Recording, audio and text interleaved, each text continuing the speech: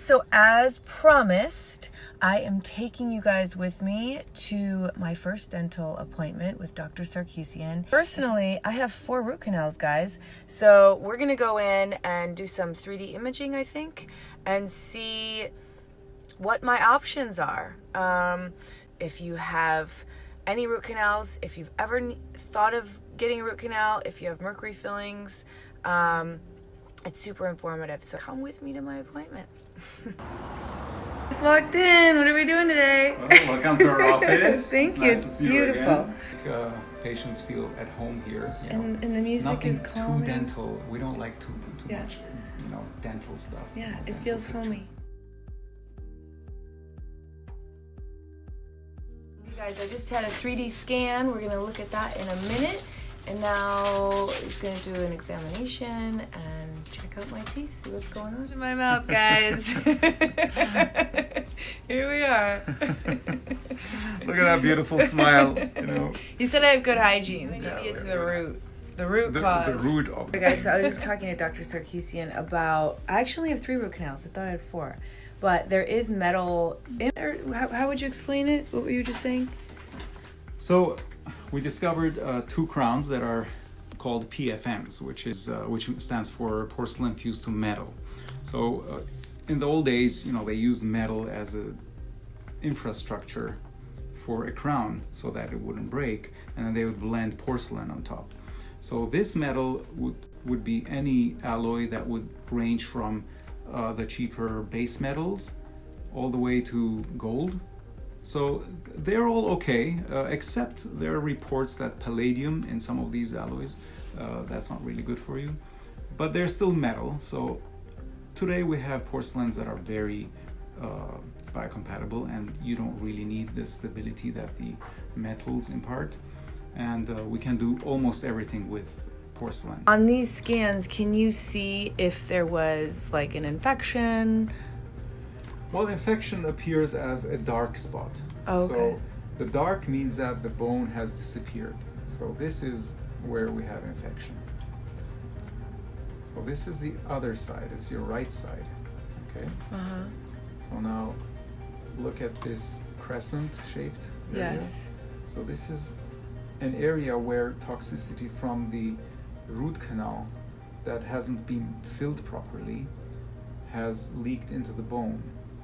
It's constantly leaking, and so the bone reacts by producing cells that dissolve the bone.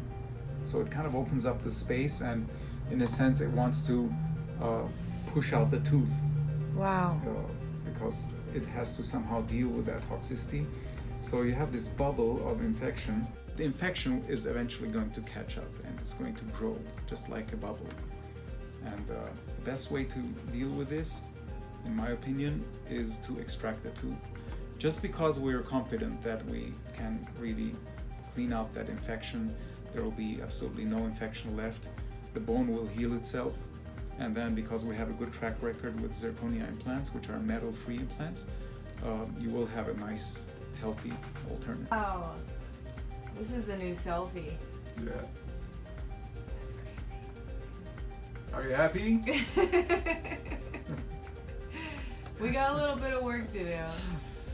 Okay guys, just leaving the dentist. Super interesting. So I have no sign of infection or abscess, but we did find some interesting things. So it looks like I am going to follow through with extraction on one of my older root canals, because there's a huge bacteria that we were able to see on the 3D, which if I let it go, it will become an abscess, and it is compromising my immune system, so we're gonna get rid of it.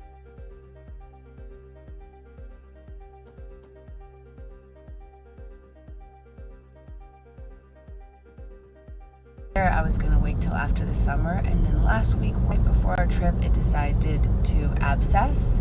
So I went into my toolbox and took all my herbs, natural herbs, and tinctures, and I got the swelling to come down. But today, right now, I'm on my way to get it extracted.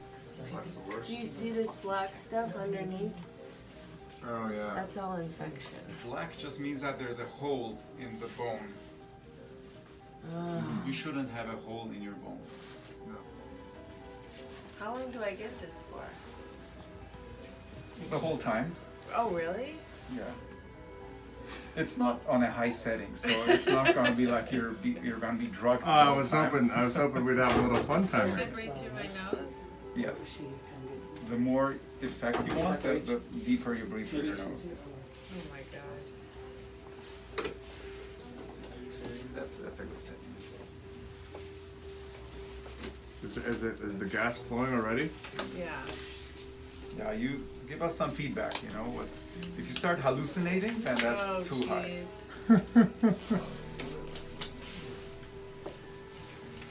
And not every person laughs. Okay, it's called laughing gas, but it's really not like you're gonna be I laugh all the time. falling over anyways. laughing. Oh, he's must be. Oh, Jesse's having Or a good maybe time. like- You having a good time, Jesse? How much fun is this place? We love it here. It begins.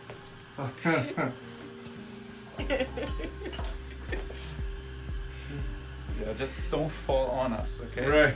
Yeah, that would ruin everything. What do you feel pretty good, huh? Just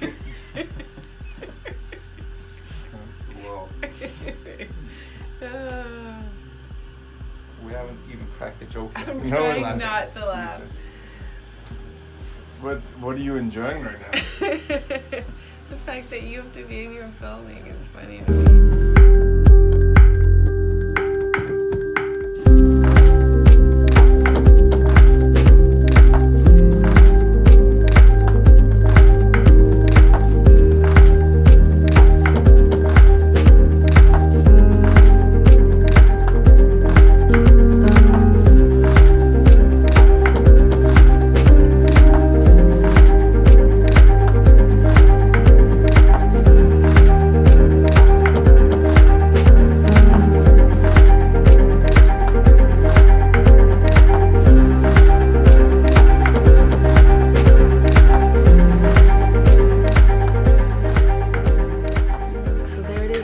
It came out all in one chunk, so we're actually really grateful for that. And then all those little pieces there are like bacteria or leftover material from the root canal. So it's all out. I have a clear x-ray now. There it is. Okay, so I just finished. I'm actually feeling really good. I'm so happy that's out. But I wanted to ask you about the PRF and the ozone, because that's something different that a lot of dentists don't do. So what is that? Well, the PRF is that fraction of your blood that contains platelets and healing factors, and it sets to a gel-like material. You can compress it, you can make membranes out of it, and or you can just insert it in the socket, and it'll provide all the nutrients for bone to grow, and because we need really good bone to put an implant there.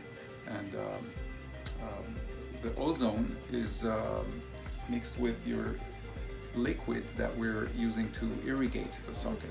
So the ozone, as you know, will kill all bacteria on contact, and it's the best way to disinfect the socket, mixed with saline water, which is the same concentration as your blood. So it's the best way to irrigate and debride the bone, and then we put the PRF in, we put a couple of stitches over it, and we don't disturb it for a few months, and it will turn into bone. In 4 to 5 months, we're going to go back in, we're going to put an implant, which is zirconia, ceramic. 4 months after that, we're going to put the crown over the implant. So it's a little journey you take. A little bit of a journey. Phase 1 is done.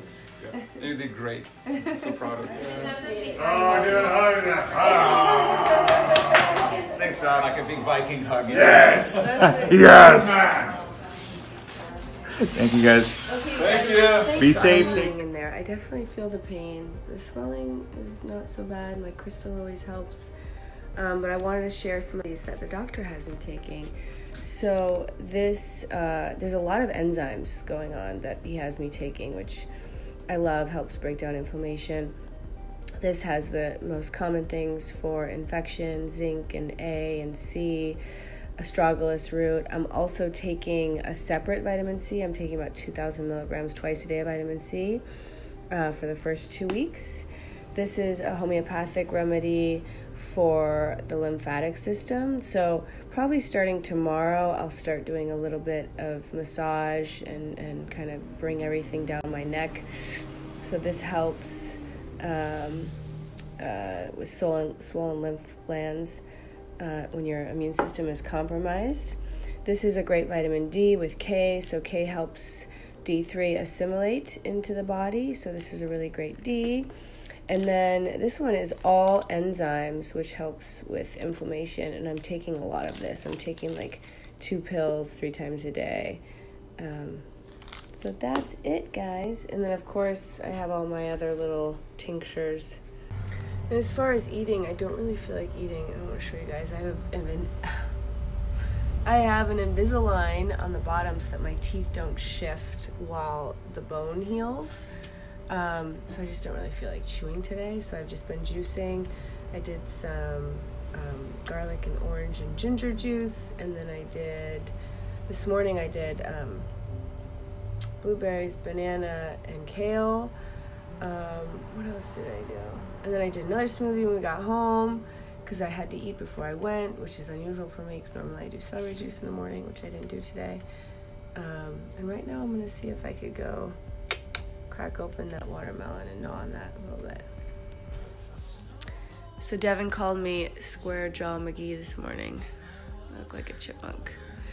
So I'm putting a little ice on here. I did ice pack twice yesterday. It's the first time today. I'll probably do it at least 2 more times for 15 minutes each time, and then I'll move on to warm compresses. I guess the ice is good for the swelling, but it's not good for the healing of the actual bone. So I want the bone to heal because in like 3 or 4 months I will get a zirconia implant. So that's where I'm at, guys. I want to share one of the things I have been doing for the swelling from my tooth extraction is I've been taking my Gila oil, which is not only good for acne and anti-aging, it is an anti-inflammatory and pain reliever. So I've just been putting a little bit where I had the tooth extracted and then bringing it down towards my neck where my lymph nodes are. Taking my handy little tool and gently massaging the area. Very gently, you don't want to be too extreme, of course, and then it's so important to bring it down the lymph nodes.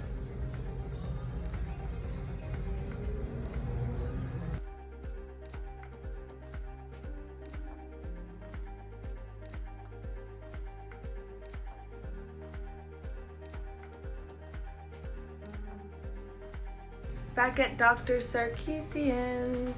It's been 3 weeks since I had my tooth extraction and I just got my stitches out. And it's looking good, right? I don't know what you're doing, but you're healing amazingly. It's like, I can't even believe how fast she's healing.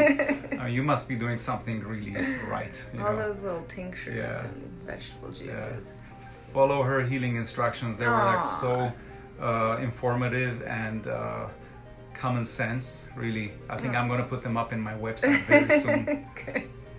So now we wait, right? You said about 5 months. We have to wait for the bone to... Yeah, so the top part is generate. skinning over.